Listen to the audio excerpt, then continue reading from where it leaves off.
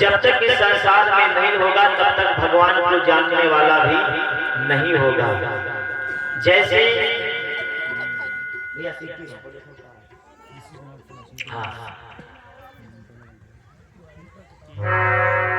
जैसे पिता हो और पुत्र ना हो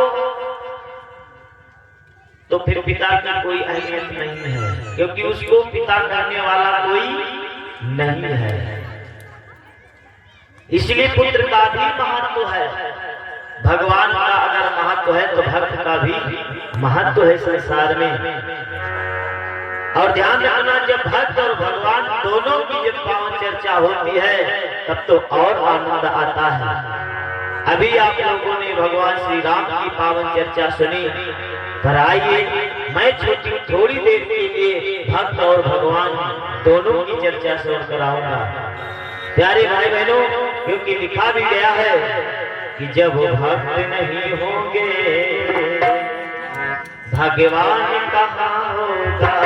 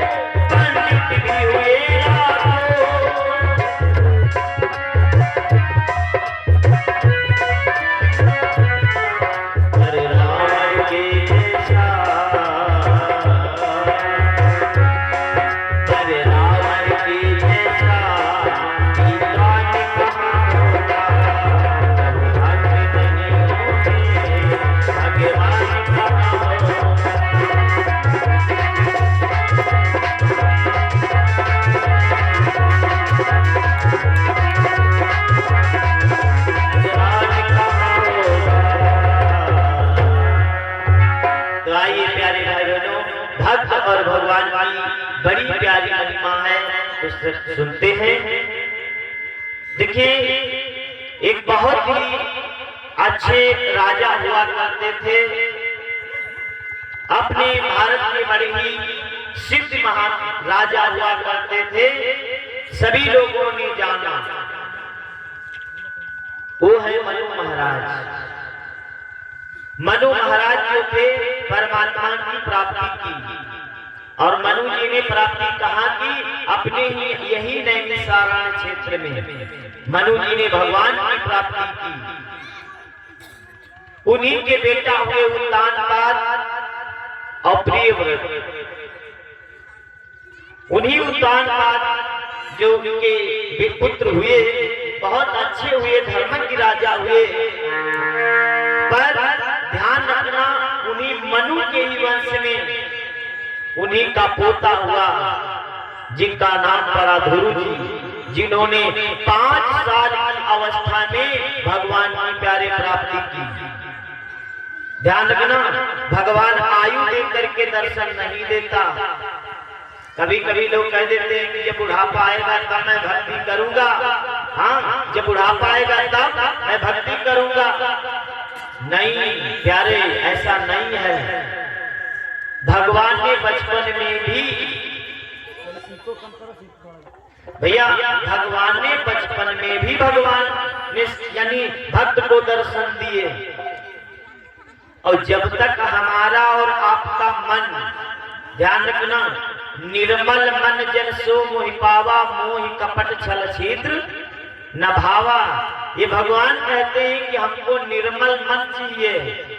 और निर्मल प्यारे मन किसका होता है? इन बच्चों का। ध्यान रखना, हमारा और आपका निर्मल मन नहीं है, छल कपट भरा हुआ है। फलाने खेत मिल जाती यार छीन लेती हो, रुपया मिल जाती छीन लेती हो, यानी निर्मल मेरा हम और आपका मन नहीं है, कपट से भरा हुआ है। निर्मल मन किसका है? इन बच्चों का। डांट दो, बैठ जाएंगे बेचारे बंदर की भांति, और तुरंत बाद तुरंत फिर ख्याल है ना।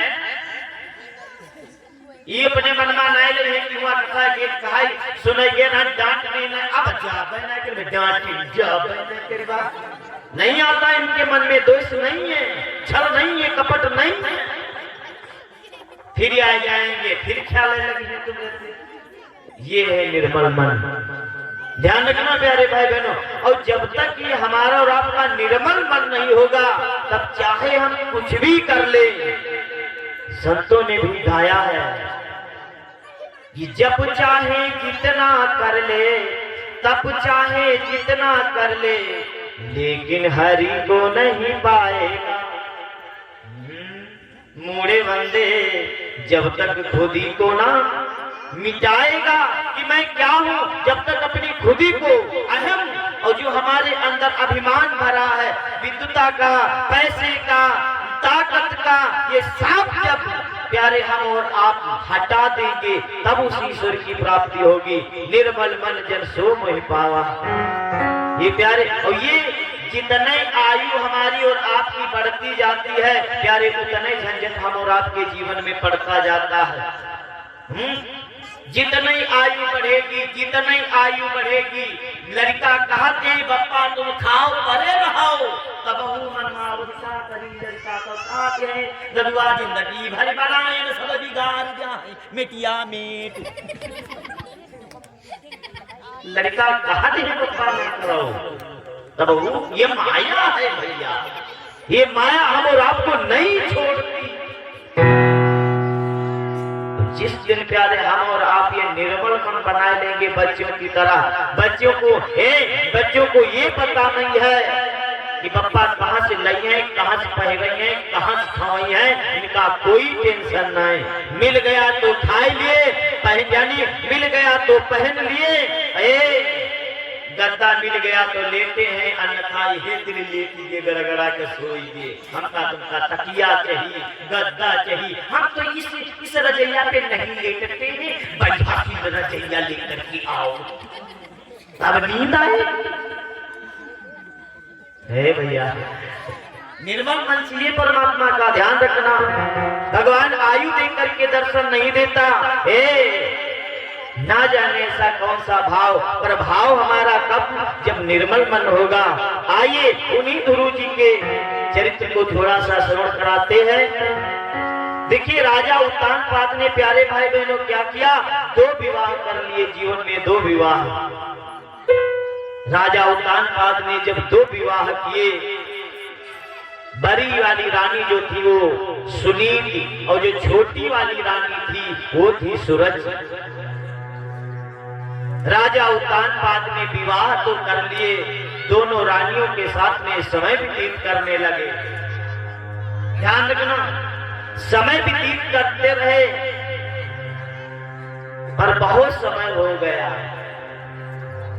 जब विवाह किया था तो इन दोनों रानियों के कोई संतान नहीं थी, कोई संतान नहीं।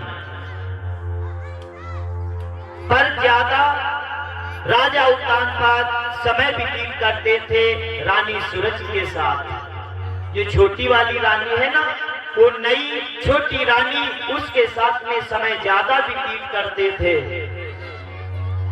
प्यारे भाई बहनों, पर देखिए विधि का विधान, जिसके साथ में ज्यादा समय व्यतीत किया, फिर भी उनके द्वारा कोई संतान नहीं।